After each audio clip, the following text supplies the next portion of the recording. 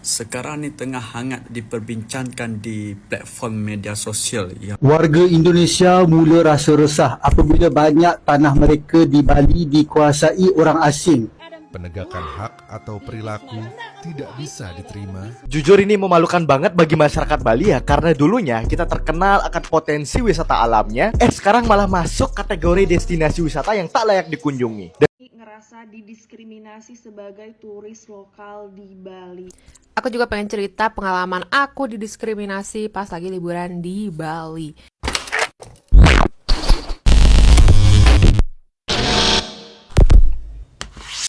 Hai, halo geng. Assalamualaikum warahmatullahi wabarakatuh. Berjumpa kembali dengan saya Zainal Story. Sebelum video ini saya mulai, gimana kabarnya kalian semua? Semoga semua yang menonton video ini baik-baik saja, dimurahkan rezekinya, selalu berpikiran yang positif dan dijauhkan dari mara bahaya oleh Tuhan yang Maha Esa. Baru-baru ini viral sampai ke Malaysia, Indonesia, tepatnya di Bali, kini dikuasai oleh warga asing. Jadi orang Malaysia ini memberi reaksi ataupun juga memberikan antisipasi kepada kerajaan agar hal macam ini tak terjadi juga di Malaysia. Oke, nggak usah berlama-lama, rinciannya itu macam mana, langsung kita simak saja videonya. sekarang ni tengah hangat diperbincangkan di platform media sosial yang mana ini adalah berita BBC daripada Indonesia yang mengatakan sebahagian besar tanah-tanah di Pulau Bali telah dimiliki oleh warga asing. So ini telah menyebabkan penduduk asli, so korang tengoklah penduduk asli ni diorang dah merasa macam orang asing dah di bumi sendiri. Ini yang terjadi di Pulau Bali. Dan hal ni diperdebatkan oleh rakyat kita lah, orang Malaysia, dan mereka mengatakan, meminta untuk kerajaan mengetatkan SOP dan garis panduan untuk warga asing memiliki kediaman di Malaysia. Dan hal ini bukan sahaja di Bali.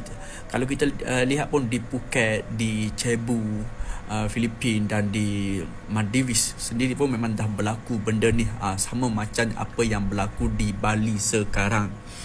Tetapi kita sebagai rakyat Malaysia, kita meminta untuk kerajaan mengetatkan SOP dan sebagai segala syaratnya supaya benda ini tidak berlaku kepada warga negara, terutama rakyat Malaysia terutamanya. Dan aku rasa bersyukurlah pulau-pulau kita ni, baik daripada Perlis sampailah ke Sabah, masih lagi bukan menjadi pulau yang seperti Pulau Bali ni lah. So semoga keadaan ini kekal dan kerajaan tidak mengubah apa-apa SOP dan syarat-syarat yang berkaitan lah, dan semoga syarat-syarat yang berkaitan dengan pemilikan tanah oleh warga asing ni terus diperketatkan, supaya mereka suka, tapi mereka boleh datang ke negara kita, tetapi untuk duduk dalam jangka masa yang lama untuk membeli atau menjadi owner kepada tanah ni diperketatkan. Okay. Warga Indonesia mula rasa resah apabila banyak tanah mereka di Bali dikuasai orang asing, dan warga mereka sendiri pun dikatakan susah nak beli tanah kat sana sebab mahal. Pertama, jangan salahkan warga asing, kerana yang menjual adalah warga Indonesia sendiri kan. Maka gelarlah warga Indonesia yang jual tanah di Bali tersebut kepada warga asing itu sebagai pengkhianat. Orang putih, orang asing takkan beli kalau tak dia menjual. Betul. Kes ni samalah macam di Malaysia ni. Apabila kita dengar banyak ringatan daripada kaum pribumi itu, ya, tentang tanah milik mereka yang telah dikuasai, dimiliki oleh orang asing. Tapi yang mereka salahkan ialah warga asing itu pula. Sedangkan kaum mereka, pemimpin mereka sendirilah yang khianat dan jahat. Kesian kan pribumi Malaysia dan Indonesia alami masalah yang sama. Sebab apa? Sebab tahap pemikiran mereka sama lemah. Mereka merintih di atas jenayah daripada kaum mereka sendiri. Kalau mereka sedar masalah tersebut dari kaum dan pemimpin mereka pun, mereka tetap takkan buat apa-apa. Sebab apa tahu? Sebab mereka ini lemah. Setuju tak bahawa pribumi Malaysia dan Indonesia sama lemah dalam segenap aspek. Rekaman ini menunjukkan dugaan kekerasan saat sekelompok orang mencoba memaksa masuk ke sebuah villa. Penegakan hak atau perilaku tidak bisa diterima. Anda yang memutuskan. Seorang investor asing mengklaim memiliki perjanjian sewa selama 15 tahun. Namun, pemilik lokal bersikeras bahwa properti itu telah dibeli secara sah dan meminta villa dikosongkan. Investor asing tersebut menuduh bahwa intimidasi dan kekerasan digunakan untuk mengusirnya. Rekaman CCTV menunjukkan dugaan perusakan furnitur dan pintu. Kasus ini sekarang dalam penyelidikan kepolisian. Apakah ini sengketa kepemilikan biasa atau tanda praktik mafia tanah di Bali? Apa pendapat Anda? Bagikan opini Anda dan ikuti Bali Beats untuk pembaruan terbaru. Udah pada tahu belum? Pada sadar nggak sih? Banyak banget villa-villa baru yang sedang dibangun di Bali dan kebanyakan adalah milik orang asing atau luar Bali loh. Kenapa bisa begitu ya? Ternyata dari waktu ke waktu banyak warga asli Bali yang menjual tanah miliknya atau leluhur demi memenuhi gengsi saja. Memenuhi gengsi seperti membeli mobil mewah, barang-barang branded, dan merayakan adat besar-besaran demi mendapat perhatian masyarakat sekitar. Harga tanah di Bali yang cukup tinggi seperti di Canggu yang sudah menyentuh 1 M per are loh, itu pun sangat cepat terjual. Membuktikan bahwa minat pembeli tanah di Bali cukup banyak. Jangka panjangnya orang asli Bali akan perlahan-lahan tersingkir karena tidak memiliki aset lagi di Bali loh. Sedangkan saat ini kondisi Bali sudah cukup macet, kesenjangan sosial semakin terasa, dan banyak orang muda Bali yang tertarik bekerja di luar Bali ataupun di luar negeri. Gimana pendapat kamu? Kita diskusi di kolom komentar aja ya. Jangan lupa follow Bali Plus Live untuk informasi menarik tentang Bali lainnya. Fenomena yang terjadi di Bali udah kutulis panjang lebar di Instagram, bahwa memang banyak sekali turis warga negara asing yang gak punya visa kerja kemudian menetap dan bekerja di Bali. Pekerjaan yang diambil juga banyak sekali pekerjaan yang menjadi periuk nasi warga Bali, seperti nyewain motor. Betapa banyak warga Bali yang anak itu bisa kuliah karena orang tuanya itu nyewain motor. Jadi beli motor, terus leasing, dan uang cicilan motor itu didapat dari menyewakan kepada para turis. Sekarang ini diambil bisnisnya oleh para turis. Dan mereka itu udah punya komunitas. Orang Rusia cuma mau sewa motor sama orang Rusia. Guru yoga, buka salon, sampai ada kampung Moskow, dan banyak sekali pekerjaan yang mereka ambil alih dari bisnis kelas seuprit sampai bisnis gede. Tapi masalahnya itu bukan cuma membuat ini menjadi viral. Masalahnya ada di pemerintah. Viral sejenak, terus so what? Solusinya apa? Warga Bali itu butuh yang namanya call center untuk mengadukan, 1, tingkah turis yang ugal-ugalan, yang mesum maksiat di pinggir jalan. 2, untuk melaporkan para WNA yang jelas nggak punya visa kerja tapi buka bisnis atau bekerja. Dan tentunya setelah ada call center jangan didiemin, please, langsung ditindaklanjutin, samperin, tangkep-tangkepin. Susahnya apa? Jangan cuma beraninya ngurusin kita warga lokal, warung Madura buka sampai malam, Pemdanya marah-marah terus nggak ngaku gitu. Setelah viral nggak ngaku. Bagus dong warung Madura, masyarakat asli Indonesia mau buka bisnis 24 jam daripada yang bobo doang nungguin bansos. Jadi please urusin bule-bule itu. Dan aku mau mengingatkan seberapa besar potensi pemasukan negara dari pajak yang hilang karena para WNA itu nggak bayar pajak sama sekali. Sementara kita rajin SPT tahunan, bayar pajak ini dan itu. Yang orang asing mereka bebas aja, tangkepin deh please itu para orang asing yang pada cari duit di tanah air kita. Dan ini adalah bentuk penjajahan modern. 3,5 abad is more than enough. Gak ada lagi penjajahan.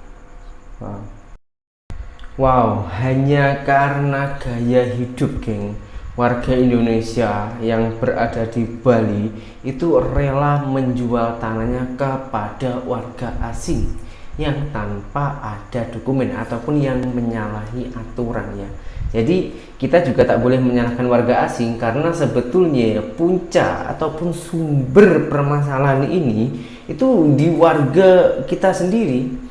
Di Malaysia itu pun juga ada sebagian, tapi sangatlah berkurang. Maka dari itu Malaysia itu lebih antisipasi, lebih berwaspada, lebih berhati-hati agar tak jadi macam di Bali ini. Karena kalau di Bali ini memang rata-rata di sana itu warga asing atau para bule-bule ya, para turis-turis.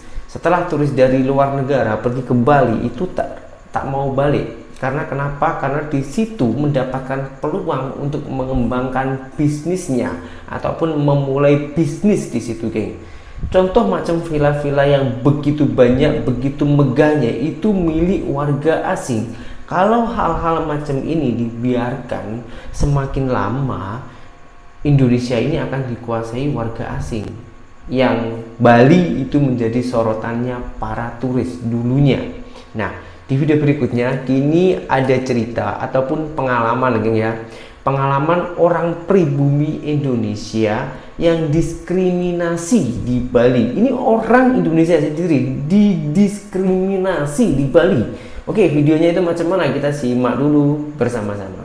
Ngerasa didiskriminasi sebagai turis lokal di Bali. Aku juga pengen cerita pengalaman aku didiskriminasi pas lagi liburan di Bali. Ceritanya nih, kita tuh mau nonton tari kecak di sebuah pura terkenal ya. Pokoknya udah pada tau lah, pura tempat nonton tari kecak di pinggir tebing. Nah, terus kita udah siapin tiket online-nya, kita udah pesen dari jauh-jauh hari. Tapi tetap aja, kalau mau masuk ke puranya, kita harus bayar di sana on the spot. Ngantri lah kita di loket yang khusus WNI. Dan petugasnya itu ibu-ibu. Pas kita datang, si ibu-ibunya tuh kayak memang lagi sibuk gitu loh, kayak lagi ngobrol sama rekannya. Terus dia juga kayak lagi ngurusin tiket-tiket kertas kayak begitu. Terus dia dengan juteknya, aku ngerasa sih dia jutek. Dia bilang gini, mau berapa? 2 orang dewasa bu, gitu. Terus dia nyebutin total harganya, dan karena uang aku cash, aku kasih lah uang aku. Terus dia kasihin tiketnya dengan pes gitu.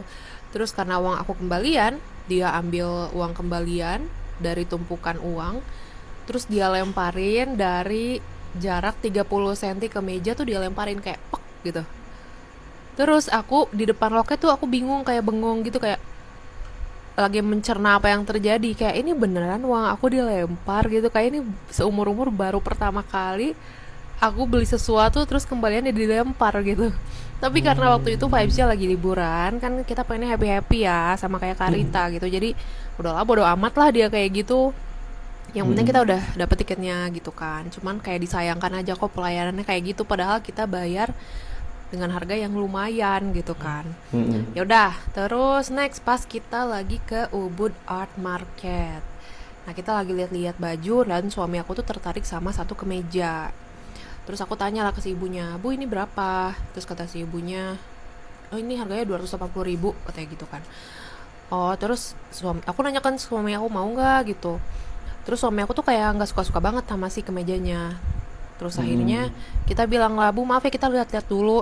Nah, baru aja kita kayak ngelangkah 3 langkah, si ibu-ibunya bilang gini, kalau belanja itu tanya harganya, tawar. Kalau belanja tuh tawar harganya. Lah, aku kayak, tuh kamu dimarahin tuh, aku bilang gitu kan ke suami aku sambil bercanda gitu. Terus kayak, kok galak amat perasaannya. Tapi begitu kita ketemu sama pedagang lain di Ubud Art Market, banyak sih yang ramah, yang baik sama kita-kita gitu. Terus banyak juga yang ngasih diskon. Cuman si ibu-ibu satu ini nih kayak, kok galak amat perasaan. Lagian kita bukannya gak mau nawar, karena emang suami aku gak begitu suka kan. Gitu. Terus tahun lalu nih, itu kan kejadian tahun ini. Nah, tahun lalu pernah juga nih kita didiskriminasi. Kita pernah ke pantai Dreamland. Nah, dimana di sana kan memang kebanyakannya turis-turis WNA ya, dan kita tuh nyewa kursi berpayung itu. Nah, kita ngelihat bule-bule sebelah nih pada beli minum, dianterin minumnya ya kan. Nah, karena kita haus, aku berangkatlah ke tempat yang beli minum gitu. Terus aku ngeliat pelayan-pelayan lain tuh kayak lagi pada nganterin minuman kan, kayak kelapa atau air mineral dingin gitu. Nah, aku tanyalah si mbaknya, mbak saya pengen minuman itu ya gitu. Terus si mbaknya bilang gini, oh itu ambil aja sendiri, katanya gitu. Wah. Oke, ya udah, aku sambil kayak bengang-bengong sambil mastiin gitu, ini benar ngambil sendiri apa dianterin sih, soalnya aku ngeliat pelayanan yang lain kan pada nganterin minuman ya. Ya udah, aku buka kulkasnya aku ambil sendiri, terus ini berapa mbak gitu, oh segini, ya udah aku bayar, nggak ada ngucapin makasih, nggak ada ngucapin apa, ya udah cuman sekedar nerima, udah dia lanjut kerja lagi, kayak seolah kita tuh nggak ada harganya gitu loh, padahal kita bayar Wah. gitu kan. Ya minimal kayak bilang makasih itu kayak apa, common adat, apa namanya, apa istilahnya sih, kayak ya bilang makasih kan nggak susah ya. Iya, Ya iya, kita iya. udah bayar gitu, kita udah mengkontribusi di situ, tapi ya udahlah ya, aku nggak terlalu mikirin juga. Tapi intinya adalah kayaknya nggak sulit ya untuk bilang makasih, atau untuk dengan pelan naruh uang, nggak usah dilempar gitu, atau at least untuk senyum sedikit. Tuh, senyum gratis kan? Ya nggak? Tapi kayaknya sih betul juga kata Karita ya, ini nggak semua orang Bali seperti ini, hanya beberapa orang aja. Tapi ya itulah pengalaman aku dan suami aku ketika kita mengalami hal-hal seperti itu. Oke, thank you, bye. Pembeli itu yang sepatutnya dianggap macam raja, karena penjual tanpa ada pembeli itu tak laku, tak ada keuntungan. Kalau dibiarkan lama-lama akan mengalami bankrupt, geng. Sudah pasti itu. Nah, kalau mentality macam ini dibiarkan, saya rasa tak ada orang menjadi kaya, geng. Semakin lama orang itu pasti akan semakin miskin, tak punya beradab, tak dianggap, dan lain-lainnya. Dan karena banyaknya netizen yang mengkritik ataupun bercerita dari sisi negatifnya soal Bali, kini wisata Bali menjadi destinasi wisata tidak layak dikunjungi. Wah, parah ini, geng. Kita tengok dulu videonya.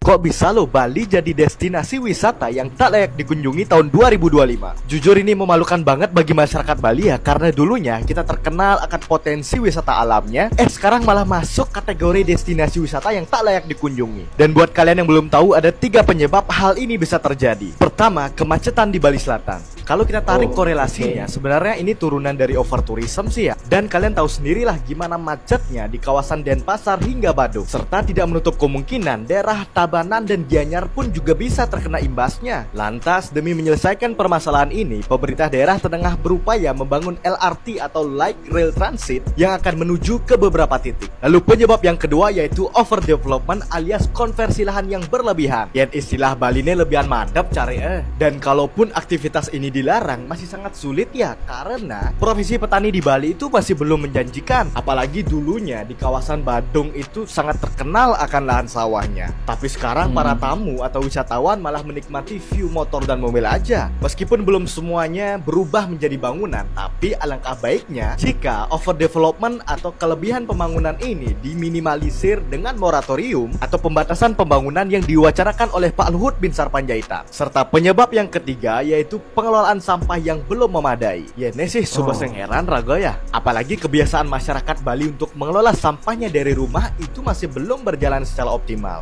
Dan masih nyalahan pemerintah gen soal sampah nih, soalnya masyarakat gen masih konen bisa. Saran saya sih untuk semeton semuanya, coba terapkan konsep tebo modern atau pemilihan sampah berbasis sumber. Aman sing ngelalahan di Jumah tuh coba kerjasama, ajak nyaman nih. Nah, dari ketiga penyebab yang saya sebutkan tadi, harusnya masyarakat dan juga pemerintah itu segera berbenah ya. Oh ya, sebenarnya potensi wisata di daerah Bali Utara, Timur, Barat itu sebenarnya masih bisa dikembangkan. Cuman belum digali aja lagi oleh pemerintah daerahnya. Makanya bak nih sing nawang nih turis tuh di Bali Selatan gen. Nah, jadian menurut semeton engken carane pang Bali tuh ngidang masuk ben ke kategori wisata yang layak dikunjungi. Coba komen jep. Nah, mendongen malu. Penjelasan yang sangat jelas, singkat, dan detail, geng ya. Jadi saya tak payah ulas kembali lah. Saya rasa semua sudah paham. Terima kasih telah nonton video saya sampai selesai. Berjumpa kembali di video saya yang selanjutnya. Saya Zainal Story, seorang mantan TKI Malaysia. Salam TKI sukses. Assalamualaikum warahmatullahi wabarakatuh. Bye bye.